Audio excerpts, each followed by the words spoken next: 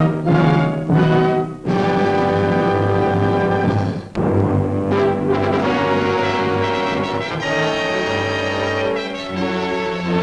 United States Navy's famous Task Force 58 heads for action. Barely a month after Iwo Jima, British and American carriers and capital ships close in on the Ryukyu Islands, stepping stones to Japan and the China coast. Carrier planes go aloft to begin the 9-day bombardment preceding the invasion of Okinawa, large strategic island in the Ryukyu chain, 325 miles from the Japanese mainland. Inside the range of enemy land-based aircraft, the fleet is covered by a constant air umbrella, while fighters demolish Japanese ships.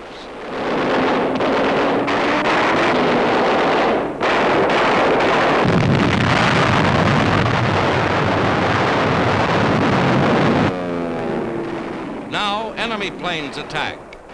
Guns fire on solitary survivors of group attempts to penetrate United States air cover. 90% are shot down.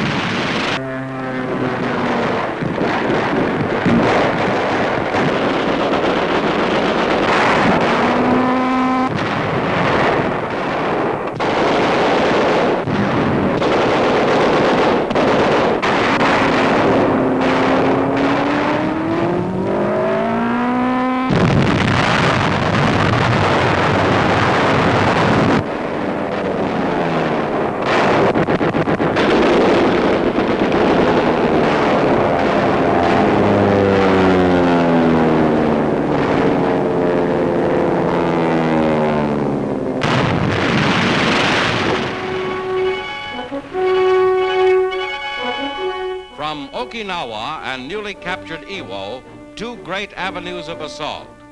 Okinawa is an ideal base for attack against Japan, enemy-held China, or Formosa. Air attacks leading to landings at Okinawa are unrelenting.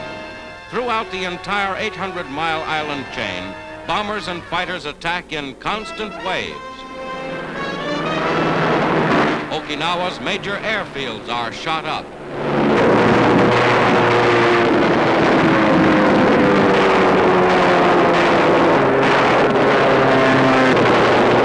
.50-caliber guns chew up Japanese planes.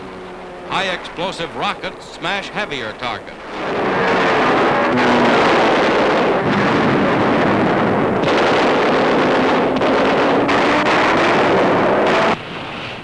Between strikes, under cover of rough weather, the fleet moves toward the amphibious invasion of Okinawa, an operation that cuts in half the distance between American forces and Japan. Okinawa's airstrips and natural harbors, its central strategic position, are now well within our grasp.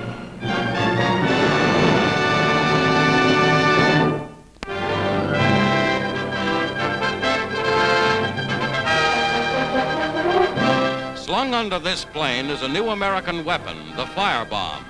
Filled with a highly inflammable jellied gasoline, incendiaries of this type have already been used against Japanese installations. The bomb hurtles down to scatter over a wide area and burn at 3,000 degrees Fahrenheit.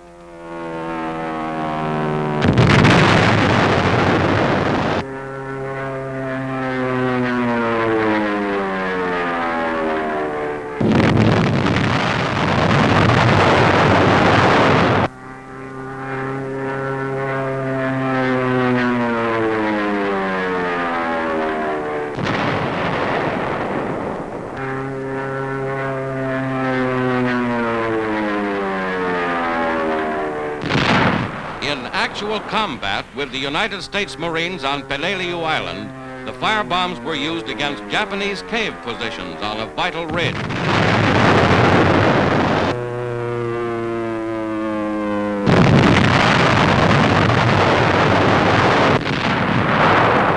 Firebombs drown dropped from fleets of American planes are proving one of the war's effective agents of military destruction.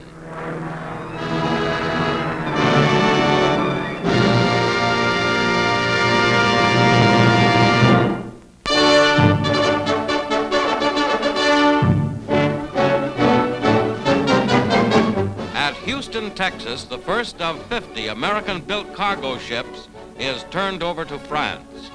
Representatives of the French and United States Navy and Merchant Marine officiate. With French crews under French command, the ships will operate within the Inter-Allied supply pool. The American flag comes down. The French tricolor goes up.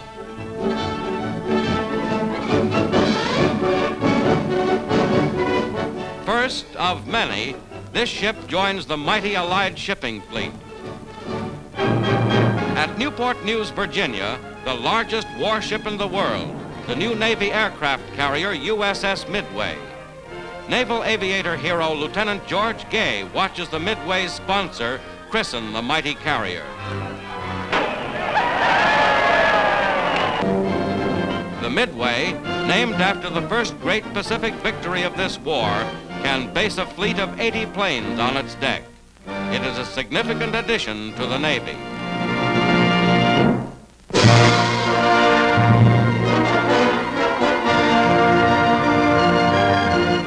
The city of Zweibrücken in the Saar is pounded by United States 7th Army weapons, including rocket-firing tanks.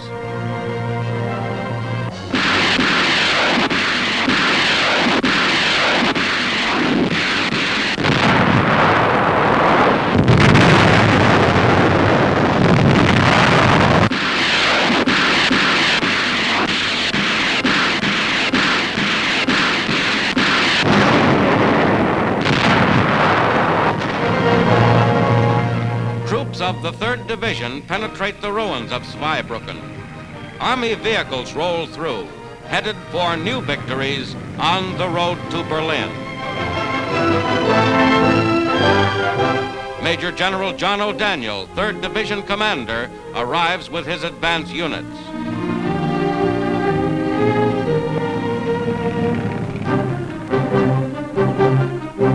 The industrial city of Saarbrücken, largest in the Saar Basin, is taken by men of the 7th Division of the 7th Army.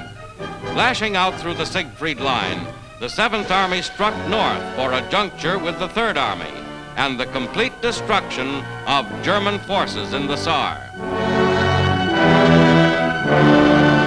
In this building in 1935, the result of the Saar plebiscite, bringing the Saar under German control, was announced by Adolf Hitler.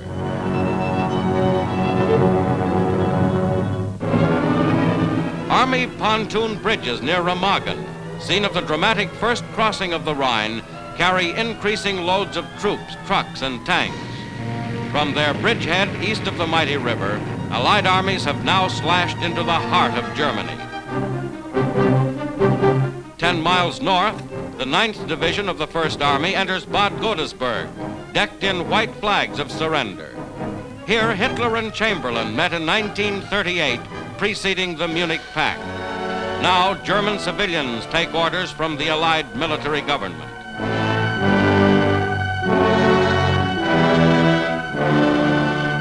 All weapons must be turned in.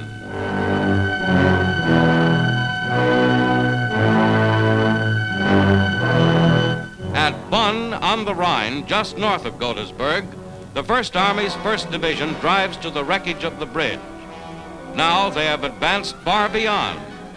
Bonn becomes just one more objective taken, just one more collecting point for thousands of beaten soldiers of the Reich, now prisoners of the Allies.